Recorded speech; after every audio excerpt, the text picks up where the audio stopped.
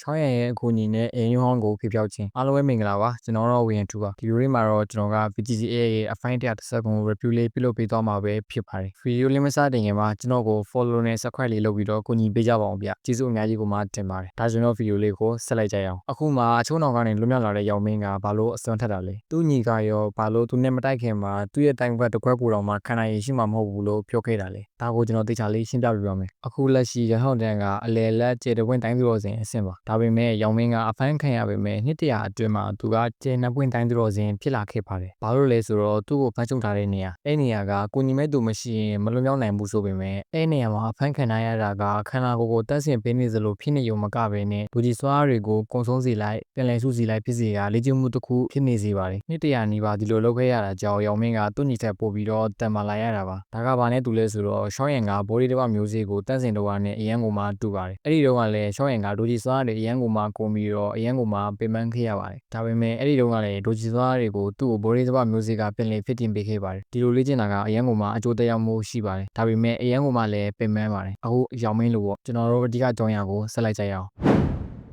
ရောင်မင်းကအခုမှလွတ်မြောက်လာတယ်ဆိုတော့သူ့ရဲ့ထွတ်ထွတ်အခြေအနေကိုမရောက်သေးပါဘူး။ကံကောင်းတာကရှောင်းရံကစီးစရာတယောက်ဖြစ်နေရပါ။ဒါကြောင့်ပဲရောင်မင်းကိုဒိုဂျီစွားတွေအမြင်ပြန်ပြအောင်နဲ့တန်ရာတွေအမြင်ပြန်တက်အောင်လို့လိုအပ်မဲ့ဆေးတွေကိုချက်ချင်းထုတ်ပေးခဲ့ပြီးတော့တန်ရာတွေကိုကုသစေခဲ့ပါတယ်။ရောင်မင်းတို့ကဆေးကိုပေးခဲ့ပြီးရတဲ့သူကခြိုင်လင်တို့ကိုကူဖို့အတွက်အပေါ်ကိုအရင်တက်သွားခဲ့တာပေါ့။အပေါ်ကိုရောက်တော့သူထင်တဲ့အတိုင်းပဲအခြေအနေကတဲ့ကိုမှအဆိုးရလွန်းနေပါတယ်။အရင်ကကြွကြွဆောင်တဲ့တိုက်ပွဲမှာကျိုးစင်တပိုင်းအဆင့်ပညာရှင်ကိုသူတို့၃ယောက်ပေါင်းပြီးတော့တက်ခတ်ခဲ့တဲ့အားလုံးကမှတ်မိကြမယ်လို့ထင်ပါတယ်။အဲ့ဒီတော့ကတော့သူတို့ကအချိန်နည်းငယ်လေးပဲဆွေးခဲနိုင်ရုံပဲရှိပါတယ်သူတို့ကထူးခြားတဲ့သူတွေဆိုပေမဲ့အလေလက်ဆင့်ကျေတဝင်းတိုင်းသူတော်စင်ရဲ့ရှေ့မှာဘာမှဟုတ်မနေပါဘူးဒီတိုက်ပွဲမှာဆိုရင်ရထောက်ချမ်းကသူတို့ကိုကစားနေရုံတက်ပဲရှိတာပါအခုလက်စီသူတို့ဘက်ကအခြေအနေကဘလောက်တော့မှဆိုးရလဲဆိုရင်ရှောက်ရရှင်းတဲ့ချင်းလင်ကထတော့မနိုင်တော့ပါဘူးတကယ်လို့ရှောက်ရင်သာအနှင်းငယ်နောက်ကျသွားမယ်ဆိုလို့ရှိရင်သူတို့၃ယောက်လုံးကတေးရင်တေးမတေးလို့ရှိရင်တေချာပေါက်အဖမ်းခံနေရတော့ပါပြီဒါကြောင့်ပဲရှောက်ရင်ကအရန်ကိုမှဒေါသထွက်သွားခဲ့တာပေါ့သူကချိုင်လင်းကိုရှောင်ရှင်းတဲ့ချင်းလင်ကိုကုသဖို့အတွက်ဆေးပလင်းကိုပေးပြီးရတဲ့ဒေါသလက်ကြီးနဲ့သူကပဲဒီပဲဖြစ်နေငါအဖော်တွေကိုထိကြိုက်ရင်တေးရမယ်ဆိုပြီးတော့ရောက်ထန်းကိုဒေါသလက်ကြီးနဲ့တက်ခိုက်ပါတော့တယ်ဒီလိုနဲ့ဘာဒူတိုင်းပညာမှာထုတ်ကုန်ခြင်းမရှိဘဲနဲ့တက်ခိုက်ခြင်းမှာတော့လက်ရည်တူပဲထင်ရပေမဲ့ဒူတိုင်းတွေကိုထုတ်ပြီးတက်ခိုက်ခြင်းမှာတော့ခုခံရည်နဲ့ကျင့်ကြံရည်မှာအဆင့်အနှင်းငယ်တာမင်းနေနဲ့ရောက်ထန်းကအဆင့်ကျော်တက်ခိုက်နေတဲ့ချောင်းရည်ရဲ့ရှေ့မှာဘာမှဟုံးမနေတော့ပါဘူးအထူးသဖြင့်တိုင်းသူတို့စဉ်အဆင့်မှာချောင်းရည်ကလက်စီ3000ကျင်းစဉ်ကိုတုံးတဲ့အချိန်မှာသူ့ရဲ့အချိန်ကအရန်ကိုမှမြန်ဆန်လွန်းပါတယ်ဒါကြောင့်ပဲရောက်ထန်းကကောင်းကင်အဆင့်ဒူတိုင်းဖြစ်တဲ့မရဏလက်ချောင်းကိုချက်ချင်းထုတ်သွင်းခဲ့တာပါပြောရမယ်ဆိုရင်ဒီဒူတိုင်းကအရန်ကိုမှစောအားကြီးပါတယ်ဒီဒူတိုင်းကိုနှစ်ဖျားတစ်ပိုင်းခြေကိုလုံးတိုင်းသူတော်စင်ထိုထိပ်ပညာရှင်မရဏနတ်ဆိုသူတော်စင်ကတည်ထွင်ခဲ့တာပဲဖြစ်ပါတယ်ဒီဒူတိုင်းအပြင်နောက်ထပ်တိုင်းချမ်းနှစ်ခုကိုပါရှော့ရင်ကဒီရှေ့အောင်မြင်တဲ့ငရဲမွေနိုးနေမှာရရှိသွားခဲ့မှာပဲဖြစ်ပါတယ်ဒါပေမဲ့အခုလက်ရှိမှာရှော့ရင်မှာလည်းကောင်းကင်အဆင့်ဒူတိုင်းကရှိမနေတာမဟုတ်ပါဘူးရှော့ရင်ကလည်းမဟာဖန်ဆင်းရေးလောက်ဝါကိုတွန်းပြီးတော့ပြန်လည်တက်ခတ်ခဲ့တာပေါ့ဒါကြောင့်ပဲရောဆော့တန်ရဲ့မရဏလက်ချောင်းကချက်ချင်းပဲဖြူခွဲခန့်ခဲ့ရပါတယ်ဒီလိုဖြစ်သွားတော့ရောဆော့တန်ကလည်းရှော့ရင်ကိုအထင်မသေးရတော့ပဲနဲ့မူပုံစံနဲ့ပြောင်းကမရဏစီတစိတ်ကိုချက်ချင်းပဲအသုံးပြုခဲ့ပါတယ်ဒါကြောင့်ပဲရှော့ရင်ကခဏတာဖိနှိပ်ကန်ခဲ့ရပါတယ်ဒါကလည်းဖြစ်တင်ပါတယ်ဘာလို့လဲဆိုတော့မင်းနဲ့ငင်းမွေမျိုးနဲ့ဆိုတာ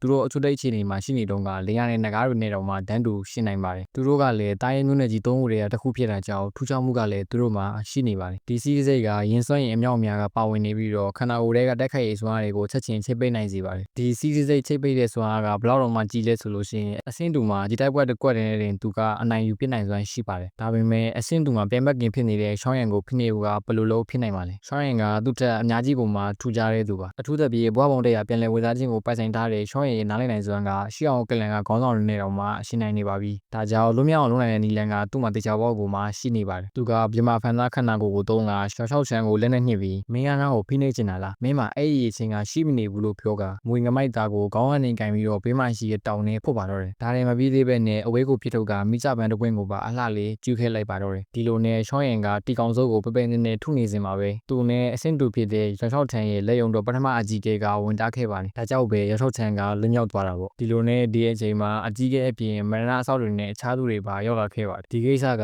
လူအများကြီးသိလို့များတဲ့ကိစ္စဖြစ်တာကြောင့်ရထောက်ထန်ကအကြီးကဲအားလုံးနဲ့အဆောက်အားလုံးကိုတောင်ကြားပြမှာပဲစောင့်နေဖို့အမိန့်ချက်ချင်းထုတ်ပြန်ခဲ့ပါတယ်ဒီအချိန်မှာပဲတင်ရရီပြင်ကောင်းသွားပြီဖြစ်တဲ့ရောင်မင်းကထွက်လာပြီးတော့မင်းကအကြီးကဲတွေနဲ့အဆောက်တွေကိုနှိမ့်ထုတ်နေတာမတိမတာလည်းငါ့ကိုထပ်ပြီးတော့ရှင်းနေကြည့်လို့လာလို့တန်းပြီးတော့မေးခဲ့တာပေါ့ဒီအချိန်မှာရထောက်ထန်ကအဲ့ဒီလိုပြောတော့မယုံနဲ့ဒီလူကသူ့ကိုပုတ်ကိုကြီးအောင်ဆောင်ပြီးတော့အခြေအနေကိုချိုးထွင်းအောင်လုပ်နေတာလို့တွေးဦးသေးတယ်နဲ့သူ့ကိုယုံမှုအတွက်ရောင်မင်းကိုတိုက်ဖို့ကိုသာပြောနေပါတော့တယ်ရောင်မင်းကလည်းရေးတာပေါ့မင်းအဲ့တော့ငါ့ကိုပထမကြီးကင်းနဲ့ပေါင်းပြီးတန်စီခဲ့တာခုလေအား အားလုံးကိုတက်ပြီးနှုတ်ပေးဖို့လာလို့ပြန်လည်မေးခဲ့ပါတယ်တစ်ချိန်တည်းမှာပဲရောင်မင်းကသူ့ကိုအမြဲတစ္ဆာရှိပြီးတော့သူ့နောက်ကိုအမြဲလိုက်လာခဲ့တဲ့အကြီးကဲရှန်အကြီးကဲမင်းနဲ့အကြီးကဲလူတို့ကိုနာမည်တွေခေါ်ပြီးတော့မင်းတို့ကငါရဲ့အရင်နှီးဆုံးသူတွေပဲငါ့ကိုမမိကြဘူးလားလို့မေးခဲ့ပါတယ်သုံးယောက်လုံးကလည်းချက်ချင်းပဲအငွေသက်ကိုမမိသွားပြီးတော့မျိုးနွယ်စုကောင်းဆောင်ရောင်မင်းကိုအယိုတီပေးပါတယ်ဆိုပြီးတော့ရောင်မင်းဘက်ကနေရက်တီခဲ့ပါတယ်အဲ့ဒီအချိန်မှာပဲပထမအကြီးကဲကမင်းတို့ကအားလုံးကိုတုံလုံးအောင်လုပ်နေကြတယ်ဘာလဲမျိုးနွယ်စုကိုပို့ကန်ချင်တယ်လားလို့မေးပါတော့တယ်ရောင်မင်းကလည်းထက်ရတာပေါ့ဘာမျိုးနွယ်စုကိုပို့ကန်တယ်ဒီလိုပြောကသူကမြူထရတဲ့ကျွေးရုံမန်းတုတ်တန်ကိုထုတ်ပြီးတော့အားလုံးပဲဒါကိုမမိကြတာလို့မေးခဲ့တာပေါ့ဒီအချိန်မှာပဲမျိုးနွယ်စုဝင်တိုင်းကမျိုးနွယ်စုကောင်းဆောင်အမှတ်သားတင်နေတာဖြစ်တဲ့ကျွေးရုံမန်းတုတ်တန်ကိုအားလုံးပဲမှတ်မိသွားခဲ့ကြပါတယ်ဒီလိုအခြေအနေတွေကိုမကျေနပ်တဲ့ပထမအကြီးကဲကလည်းသူကရောင်မင်းဖြစ်တော့ဘာဖြစ်လဲလက်ရှိကောင်းဆောင်ကပဲညစ်တရာနေပါမျိုးနွယ်စုတောင်းဝန်တွေကိုထမ်းဆောင်လာရတာသူ့မှာမျိုးနွယ်စုကိုအုပ်ချုပ်ဖို့သူကအရေးချင်းကရောရှိလို့လားလို့မေးခွန်းထုတ်ခဲ့တာပေါ့ဒီအချိန်မှာပဲအားလုံးကရဆောက်ချန်ကိုထောက်ခံလာခဲ့ကြပါတယ်ဒါကိုကြားတဲ့ရောင်မင်းရဲ့နောက်လိုက်အကြီးကဲတယောက်က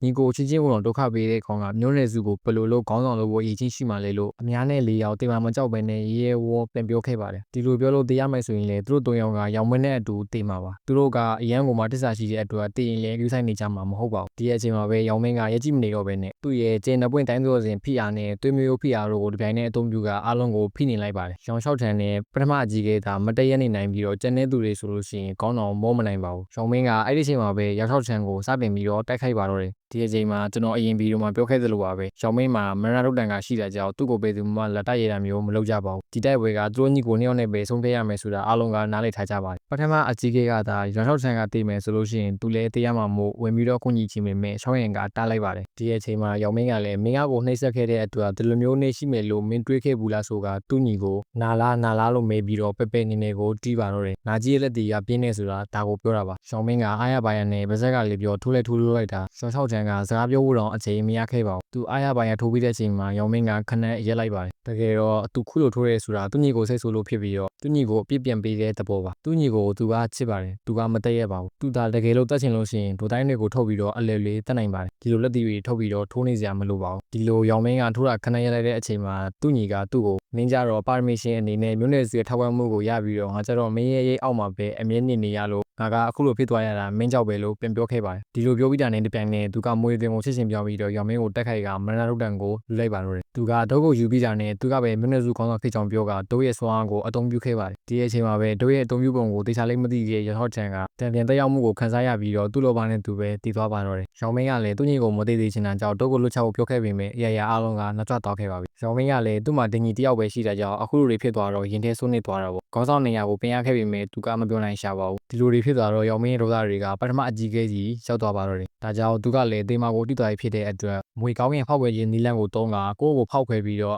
အသီးဝိညာဉ်တမင်လေးကိုပဲခြံကမွေကောင်းသေးတွေအုပ်ကြားကနေဖွက်ပြီးတော့ထွက်ပြေးပါတော့တယ်ဒီလိုလက်ကွက်မျိုးကိုကြွကြွဆောင်တက်ဝေမှာရှောင်းရံကကြုံတွေ့ဘူးပြီးဖြစ်ပါတယ်ဆဲဝိညာဉ်စွမ်းအားကကောင်းကင်အဆင့်ကိုရောက်နေဖြစ်တဲ့ရှောင်းရံအရှိမထွက်ပြေးလွမြောက်ဖို့ဆိုတာကဖြစ်နိုင်တဲ့ကိစ္စဟုတ်မနေပါဘူးရှောင်းရံကသူ့ကိုခဏလေးပဲအာရုံခံလိုက်ပြီးတော့အသားရလေးဖန်ကရောင်မင်းစီကိုစီရင်ဖို့အတွက်ပေးခဲ့ပါတယ်ရောင်မင်းကလည်းလက်နဲ့တစ်ခါတည်းညှစ်သက်ပစ်လိုက်တာပေါ့ပြောရမယ်ဆိုရင်ခုလိုမျိုးမျိုးနယ်စုအတွင်းရေးစစ်တွေဖြစ်တဲ့အချိန်မှာအရင်ကမှရှုံရှုံမှုကကြီးမားပါတယ်ခုလေရောင်မင်းကသူ့မျိုးနယ်စုရဲ့လက်ရှိထိပ်သီးပညာရှင်ဖြစ်တဲ့ကျေတဝက်တိုင်းသူတော်စင်2ယောက်ကိုရှုံရှုံခဲ့ရပါတယ်မကြခင်မှာဇီယန်တို့ငကားကျွတ်မှာလည်းဒီလိုပြည့်မျိုးတဲ့အဆအဝများစွာပိုတဲ့ရှုံရှုံမှုကြီးကိုကြုံတွေ့ရပါတော့မယ်ကျွန်တော်ကတော့ဝေယန်2ပါကျွန်တော်ဗီဒီယိုတွေကိုကြည့်ရှုပေးခဲ့တဲ့သူတွေကိုကျွန်တော်က KP Mobile Legends Diamond တွေနဲ့ Starlight Cup တွေကို giveaway ပေးဖို့စီစဉ်ထားပါတယ်အဆုံးထိကြည့်ပေးတဲ့အတွက်အားလုံးကိုကျေးဇူးတင်ပါတယ် giveaway ကိုတော့ကျွန်တော်နောက်ထပ်ဗီဒီယိုမှာတေချာလေးတင်ပြီးတော့ပင်ထောက်ပေးထားပါမယ်ဗျ